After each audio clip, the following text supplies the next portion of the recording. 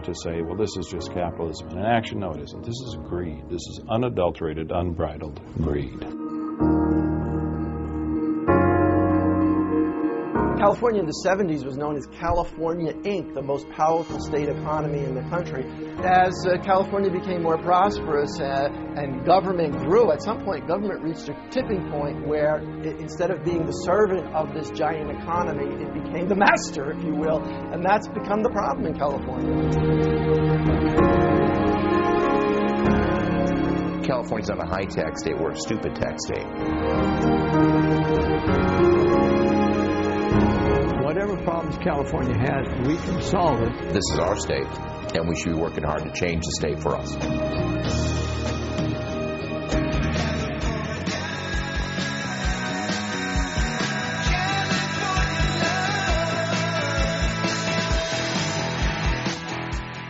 Oh yeah, foreclosures, pension woes, taxes, and more taxes. These are the signs of our times. Tonight in this Fox 11 News special, Saving the California Dream, we're going to hash out what we can do to help make California businesses more competitive. And we'll hear from experts with the big ideas and the influence to start making those changes right now.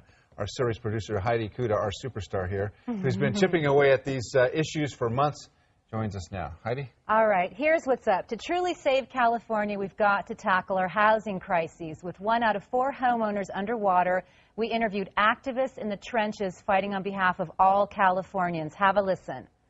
This wasn't a tsunami or a natural disaster. This was a man-made crisis. The victims of it are the 10 or 20 million homeowners that likely will be pushed out of their homes over the course of this crisis. There's no question the foreclosure process, as we know it, is completely broken. Clients walk in saying that this lender told me that, this representative told me that, this foreclosure company told me that, and when we actually when we go to verify that, of course, there's no records. That person doesn't work at the servicer anymore. So it's just an exercise in futility, quite frankly. This is a downward spiral. It doesn't just stop. It keeps spiraling down. Foreclosures continue to breed foreclosures. Who wins when a house sits on a street that used to have a family in it? Just the servicer. Nobody else. Everybody else loses. So really at the core, what was it all about? They want to say, well, this is just capitalism in action. No, it isn't. This is greed. This is unadulterated, unbridled greed. Yeah. So those are the attorneys that are out there trying to help people with these problems. It's really an epidemic. It is an epidemic, and they're a small pool of people who are actually very active and very successful. They're all on our website at myfoxla. You can find every one of them, from a great bankruptcy attorney to actually somebody who knows how to deal with short sales, walking away when that's what you need to do. So that's all at myfoxla. We have a whole mortgage crisis toolkit for you. Is there light at the end of the tunnel? I mean, it seems like we've been hearing about this now for several years. You know what? Ever since we started pushing on this series, suddenly the politicians are more active, and that's actually the power of Fox. I got to tell you, that is what's sort of happening. But it's interesting. Some, like economist Christopher Thornburg, take a more Darwinian approach to California's housing mess. The quote-unquote foreclosure crisis we're dealing with is not a crisis, it's cleanup. What's the crisis? The crisis is this. A bunch of people bought homes they couldn't afford with money they shouldn't have been allowed to borrow. And the banks are absolved of all the banks had no role in this? No. There's no heroes here. Right. There's no victims here. Everybody's dirty. Period. Everyone's dirty. Simple as that.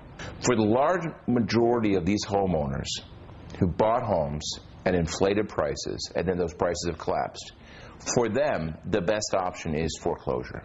Ultimately, if you're a lower middle class family and you're $100,000 underneath your house, trying to keep that person in that house with a loan modification, that's the true tragedy. Because that family can get out of the house, get out of the loan, and start fresh with a clean slate. Christopher Thornburg, founding partner of Beacon Economics, is here now with us. And, you know, I remember the common thing you heard during the time when all these loans were being made, stated income. You could say whatever you want. Exactly. Claim whatever you want to get the house. Yeah, and that's the problem. You know, a lot of the efforts you see being sort of bandied about the state right now is to sort of somehow or other stop foreclosures. The problem is not occurring now. The problem occurred back in 2004 and 2007 when, again, a lot of loans were made that should have never been made. People borrowed money they shouldn't have borrowed. And the type of loans people were using were, I mean, they were crazy. And that was the problem. And we need to worry about regulations to prevent that sort of lending crisis from occurring again. But ultimately, here we are at the back end of this. Prices have basically dropped down to normal levels, which, by the way, are still too high, really, for the long-run health of the state in California. So you're not going to, you can't expect a huge appreciation in home prices to bail these people out. So in many cases, yes, I know it sounds harsh and cruel, but a clean slate, get the foreclosure over with, get that home into someone else's possession who, by the way, is going to have some equity and are going to be able to take care of it and can afford it. And ultimately, we're better off. It's tough love in the short run, but ultimately it's going to be better and more healthy for the state. When you first told me that, I was literally angry because I'd been talking to so many people who literally, they didn't buy houses they couldn't afford. They had jobs when they bought these houses and then lost their jobs. And I felt, you know, that there That's a tiny portion of what people were talking about here. But honestly, it is. Most of the people unemployed today tend to be low-skilled people, people with sometimes less than a high school degree. These aren't people in our housing markets. They really aren't. But the market forces are never kind. I mean, it seems to me that the reality sort of sets in, and people, whether they've lost their jobs or have jobs, find themselves in a situation where people who are much smarter than we are figure out a way to really screw people. Absolutely. And again, I go back to the root cause of this. And the root cause, of course, is those loans that were made back in the middle part of last decade. And understand something. If you really mess with the foreclosure process, what you're ultimately doing is making it a much riskier proposition for lenders in the future to lend into California. And that is going to raise the cost of borrowing for generations of Californians to come. That's not fair. Super quick in one sentence, what do you think of B of A asking if a family gives over their deed, they'll actually rent back to them? That's a little trial program they're trying. I think it's not a bad idea. I really do. I mean, but, you know, what's interesting about that, of course, is in California... We'll finish that thought. We're gonna keep on hammering on this issue. Absolutely.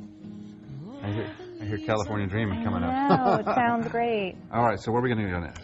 This is going to be fun. We're going to talk public pensions and taxes, two issues that California needs to face head on, and Christopher here is going to stay with us. California is doing as little about pensions in general as just about any state that I've seen. I'd be so safe and warm if I was in LA.